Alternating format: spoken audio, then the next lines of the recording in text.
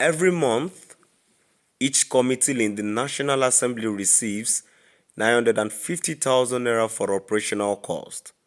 Natasha speaks. My dear listeners, is this not huge? So amid the clash between Akpabio and Natasha, Natasha has come out to review that every month each committee in the National Assembly receives 950,000 naira for operational cost. Moving to the full details, kindly please ensure you like, subscribe to this channel and share. Senator Natasha Lakpo-Teluduagan has reviewed how committee funds are handled in the National Assembly. In her first month, a committee clerk informed her that 950,000 naira had been allocated for operational costs, including logistics, mail dispatch, meetings, and refreshment.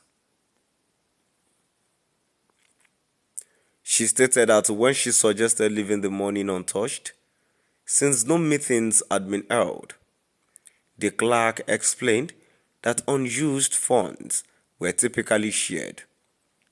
As chairperson, she would take a portion, a deputy another, and the rest would go to staff. A practice carried over from her predecessor and common across all committees. She said in an interview with Arise TV, "In my first month after resumption, the committee clerk informed me that the first month payment had arrived. Each committee in the National Assembly," she explained, "receives 950,000 naira monthly for operational costs." I asked what the funds were meant for. She said it was for logistics, mail dispatch, meetings, refreshment, general running expenses. Since no meetings has been held yet, I suggested leaving the money untouched and asked if there is any problem. She said that the norm was to share the money if it wasn't used.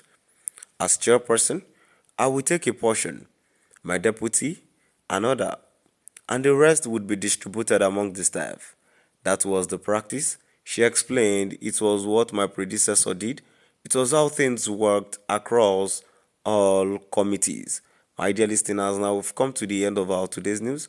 Moving down to the comment section, the first comment I have here says, "Since the Natasha Lakpabio saga began, I keep saying a lot will be unfolding. The last has not been hard. Let's keep our fingers crossed and should also be smart and use the lessons of secret review to our advantage come next election." A comment 2 years says, "All the revelations Natasha is making will further distance her from the other senators. She isn't doing the public any favor with the revelations. She's probably talking to whose sympathy of the public she wants to kick against the standing privileges in the assembly. In fact, hatred will come too from the House of Representatives. She should learn from Ambode's case in Lagos, was trying to woo public sympathies against the core members of APC ruling the state, a second time in trouble." Another commenter says, "Does it mean she started hearing the money? She started sharing the money like her predecessor? This is where Peter Obi is better than all of them. He would have changed the narrative. Politicians shout when the going is not favoring them.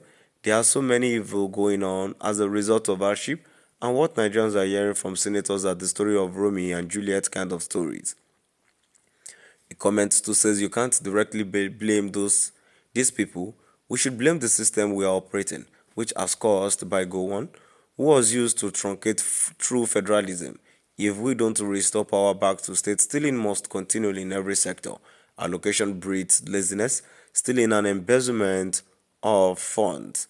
Another comment, which is our last comment here, says, "My God, does it mean all our leaders are king of thieves? I blame the youth and women in this country, including myself, who make the highest in number in the country. If all of us agree to put an end to this evil occurrence, it will stop. If everyone occupied the street across the country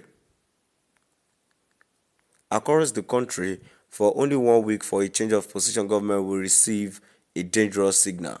Now, my dear listeners, now we've come to the end of our today's news. Please do drop by at the comment section and let us know what your view is all about. Thank you for listening.